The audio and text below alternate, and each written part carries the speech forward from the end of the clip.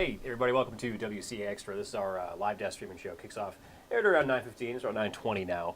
I have Cam Smith on today. Cam, this is coming on the heels of a massive story that you just did this week about what we're calling the crime corridor between Vermont, Massachusetts, other New England states as well. So I kind of kicked this off. I think a lot of this was sparked by, we get a lot of press releases that come into our inbox, and a lot of times the suspects are from Springfield, Massachusetts. It's kind of this funnel coming up to Vermont. So kind of just tell me what initially sparked the story, and then how a lot of this came about. Yeah, well, believe it or not, about 6-ish months ago, we started talking about the idea of doing something like this and really digging into where is this violent crime stemming from?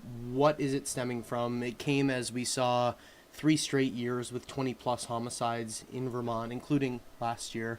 And we were looking, and as you mentioned, the press releases would come in and say, victim or suspect from Springfield, Massachusetts. And it got us thinking of what is the connection to that area. And we were able to sort of dig a little bit deeper in, and even looking at some of the data that we've kept over the last few years. 38%-ish of the homicides in Vermont included either a victim or a suspect from out of state, Springfield, Hartford.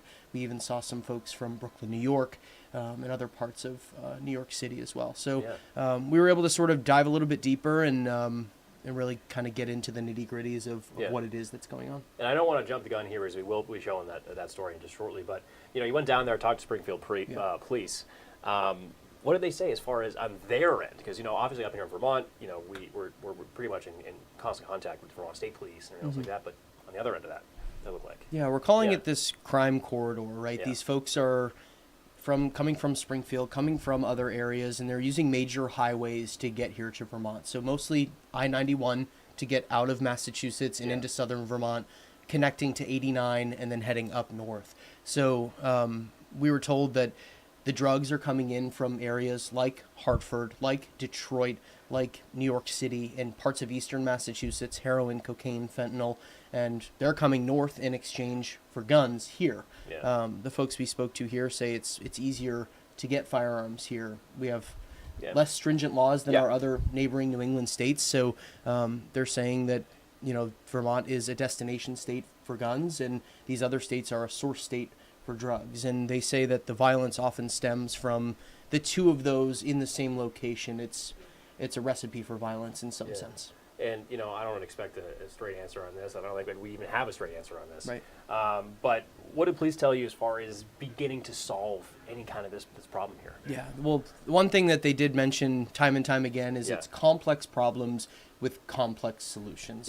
They mentioned a good starting point is working to attack the demand for these drugs and using treatment as an option for folks to sort of wean off of these deadly drugs, often in cases. We talked a lot about the overdose numbers yesterday. They mentioned zeroing out the demand at some point, a lofty goal, they agreed. And then also making sure that the people that are bringing these drugs to Vermont and causing this crime and reprimanded. Make sure that they're held accountable. Absolutely. We'll air the story here. It's just some really great work, and it seems like it's taking you a good amount of time as well. So it's been a long time coming. So it feels good to have it sort of out there now and done, and now we can focus on what's next. What's next? Yeah. Cam, thanks so much. Of course. We'll pull this up in just a sec here. I just make sure this is at the right point. It is. It's a long one.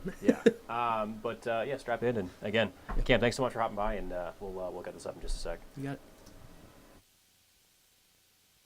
it. She was always my little sister, still is my little sister. Bill Chatlow says at a young age, his sister Christina was quiet and soft-spoken.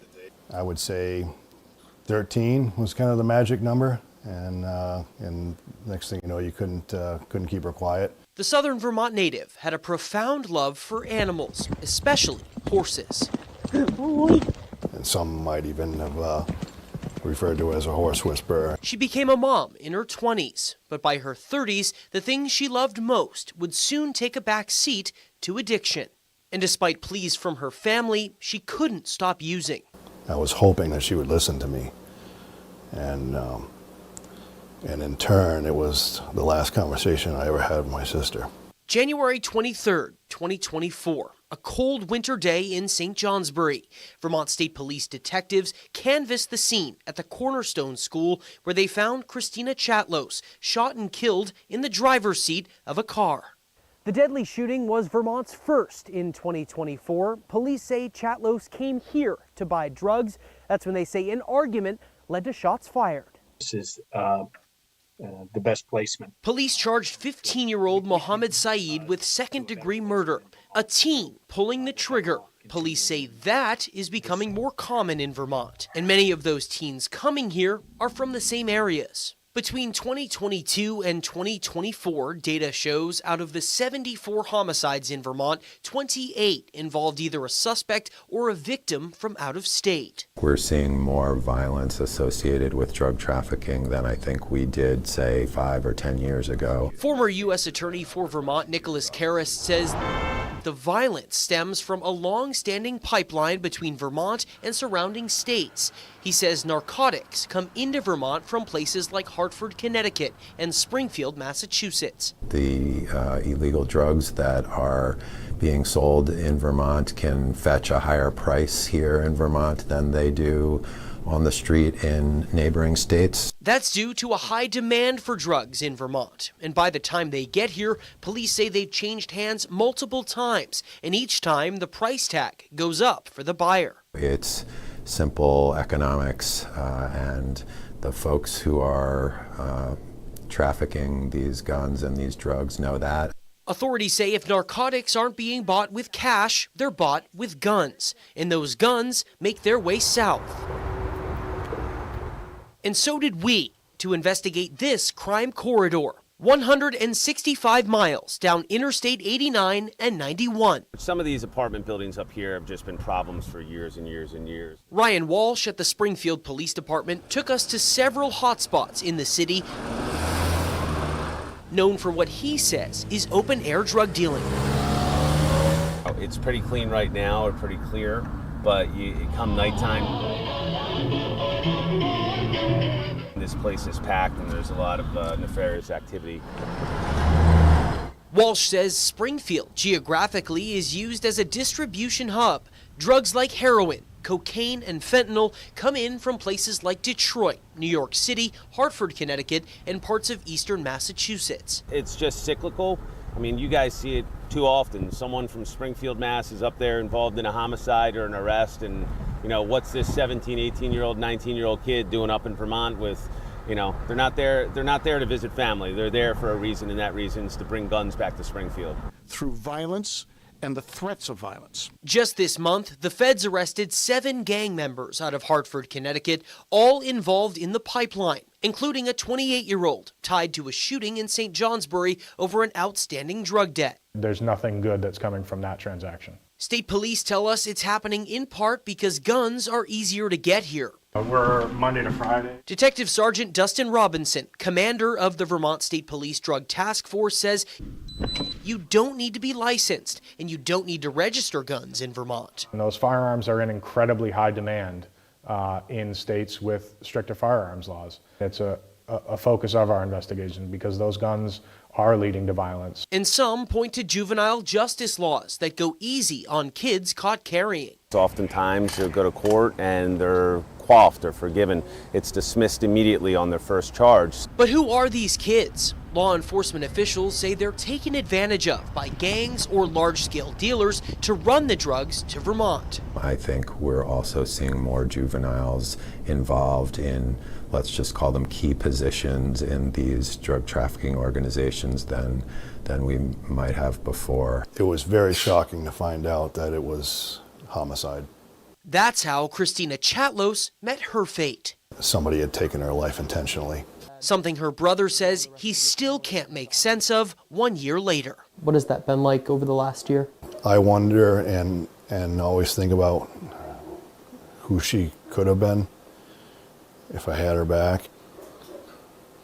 And that's a tough one. Because my saying goodbye was a note in her casket. I wish it could have been different. Obviously some really powerful stuff there. That was some reporting up by Cam Smith, Yep. of course. And you can see that full story again on WCAX.com. And, undoubtedly we're going to have some follows on that Yeah. in the future as well. Some great work. Took a long time for him to put that together. Yep.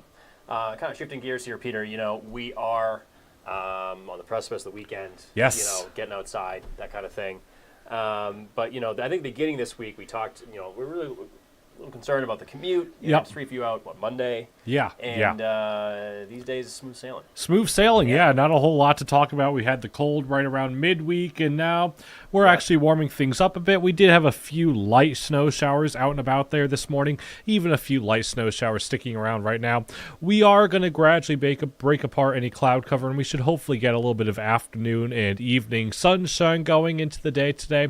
Temperatures here, most of us sitting in the single digits and teens, however, still already got some lower 20s going in the Champlain Valley. Most of us will talk hit daytime highs here in the mid to upper teens and 20s as we head towards this afternoon. Again, probably a bit more cloud cover here to start off the day today, followed by a bit more sunshine as we head into the second half of the day today. Tomorrow, kind of the exact opposite. We actually start off the day a bit more sunshine, gradually see a few more clouds fill in through the afternoon and evening hours for your day on Saturday. Those clouds stick around into the day Sunday. They also start to give way to a few light snow showers, kind of on and off in nature here through the Sunday afternoon and Sunday evening. There is the chance that a little bit of minor snow accumulation here into the day on Sunday as well. For the most part, it's not a whole lot of accumulation for most of us. It's a trace, maybe up to an inch or two. However, the higher mountain summits, especially the Adirondacks and the northern spine, the Green Mountains, could potentially pick up an additional couple inches here in that same time frame by Sunday evening and Sunday night. Speaking of the weekend, you'll notice that we're actually gradually climbing temperature-wise as well. Today and tomorrow, kind of similar. Tomorrow, maybe just a hair warmer. Notice as we head towards Sunday, though, most of us are back into the low and mid-30s here for daytime highs. Don't get used to that because that's above normal, and we've got another return of cold air making its arrival as we head towards the latter half of the 7-day forecast. As a matter of fact, Wednesday, Thursday, back to temperatures stuck in the teens here for daytime highs. Overnight lows pretty close to that 0 degree mark, if not below it once again. First layer forecast here for the rest of the day today. Upper teens, low to mid 20s, potentially even a few lower 30s way off to the south right along that Massachusetts state line here for tomorrow afternoon. Probably a bit more sunshine here for the afternoon hours today. Tonight, overnight lows, they'll fall back into the single digits on either side of that 0 degree mark. So a bit cooler tonight just because we do have a little bit less cloud cover here for most of us tonight.